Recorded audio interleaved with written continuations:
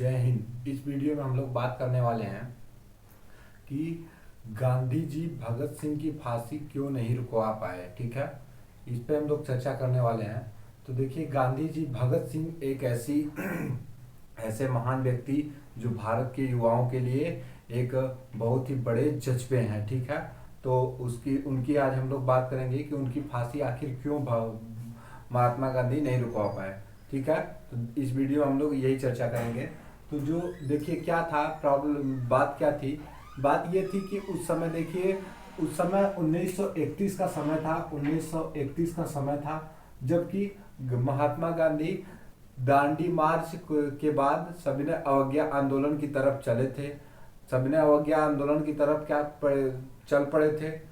तो उसके बाद क्या हुआ, सविनय अवज्ञा आंदोलन तो चल रहा था और क्या हो रहा था, द्वितीय विश्व युद्ध का खतरा ब्रिटेन पे मंडरा रहा था। ठीक है, द्वितीय विश्व युद्ध का खतरा मंडरा रहा था, जिसकी वजह से क्या हुआ, उस समय भारत का वायसराय था इरविन, लॉर्ड इरविन। ठीक है, इरविन भारत का वायसराय था। इरविन भारत का वायसराय था।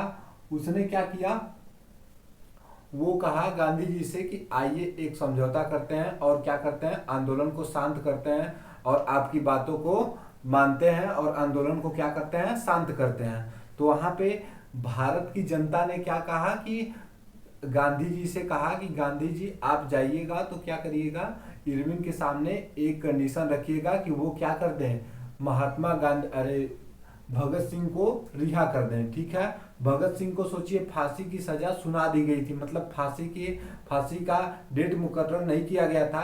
फांसी की सजा सुना दी गई थी लेकिन उसका डेट मुकर्रर नहीं किया गया था। ठीक है, और तब क्या हुआ, देश की जनता ने ये कहा कि आप जाके फांसी के खिलाफ हो जाइएगा, भगत सिंह की फांसी के क्या करेंगे, खिलाफ हो जाएंगे, आपको ये काम करना है। लेकिन क्या किए, महात्मा गांधी गए और उस समझौते में महात्मा गांधी ने क्या किया, अपने अपने मैटर को रखा और कहा कि नहीं, किनको, भगत सिंह को रिहा कर दिया जाए, भगत सिंह को रिहा कर दिया जाए, उनकी फांसी कैंसिल कर दी जाए। लेकिन क्या हुआ, अंग्रेज मानने के लिए तैयार नहीं थे। ठीक है, अंग्रेज मानने के लिए तैयार नहीं थे।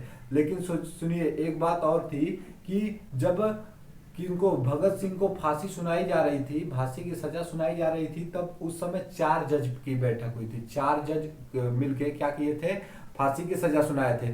4 जजों में से 3 जज कहाँ के थे, 3 जज अंग्रेज थे। 3 जज अंग्रेज थे और क्या थे, एक जज थे जो कि भारतीय थे। एक जज भारतीय थे, उनका नाम था आगा हैदर।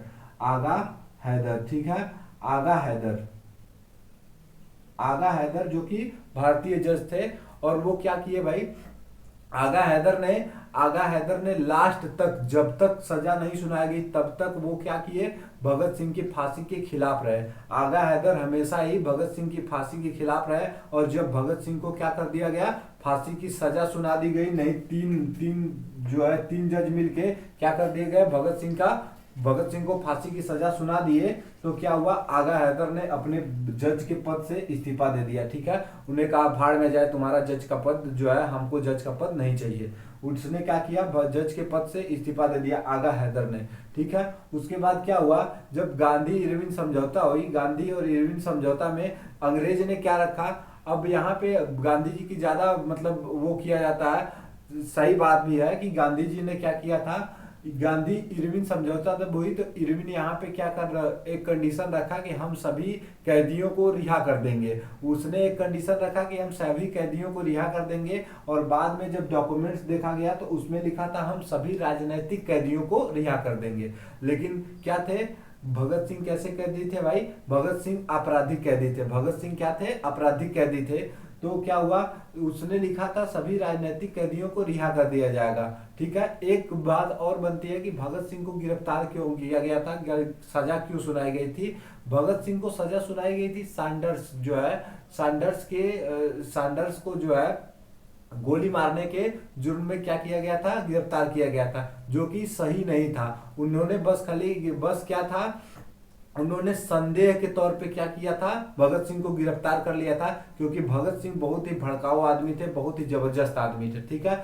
उन्होंने बस खाली केवल क्या आशंका के आधार पे क्या कर दिया था, उन्हें गिरफ्तार किया और आशंका के आधार पे ही क्या कर दिया, उन्हें फांसी की सजा सुना दी गई। उसीलिए क्या थे, आगा हैदर इसके खिलाफ थे, फांसी के खिलाफ थे, ठीक है। उसके बाद क्या हुआ कि जब गांधी इरविन समझौता के बाद क्या हुआ, गांधी जी का एक उद्देश्य और भी था कि गांधी जी उनका मतलब गांधी जी अहिंसा के पुजारी थे, तो इसलिए क्या था कि गांधी जी हिंसा मार काट करने वालों से मतलब क्या करते थे, हिंसा करने वालों से उतना लगाव नहीं रखते थे, उतना उनका साथ देने में उतना प्रयास नहीं करते थे। लेकिन हमेशा देश, भारत देश हमेशा क्या करता रहेगा, गांधी से ये सवाल पूछता रहेगा कि उन्होंने उनकी भगत सिंह की फांसी क्यों नहीं रुकवाई। उन्होंने अगर वो गांधी इरविन समझौता में इरविन से अगर नहीं माने होते कि नहीं, जब तक भगत सिंह को रिहा नहीं किया जाएगा तब तक हम समझौता करने के लिए तैयार नहीं होंगे, तो शायद ऐसा होता कि भगत सिंह को फांसी न दी जाती, ठीक है। तो ऐसा हुआ भगत सिंह के साथ, और भगत सिंह एक बहुत ही महान व्यक्ति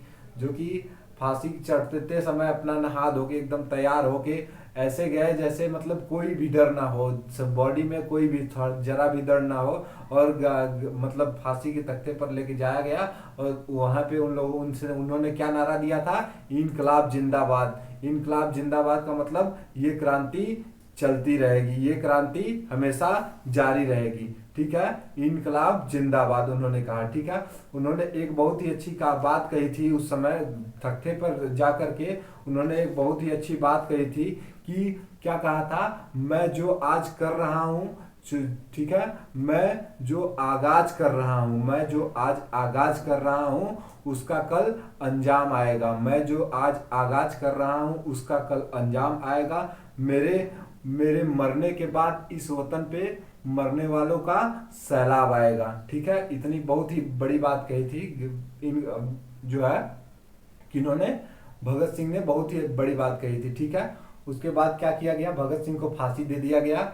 और उसके बाद 23 मार्च को क्या किया गया, 23 मार्च को भगत सिंह को क्या कर दिया गया, फांसी दे दिया गया, ठीक है।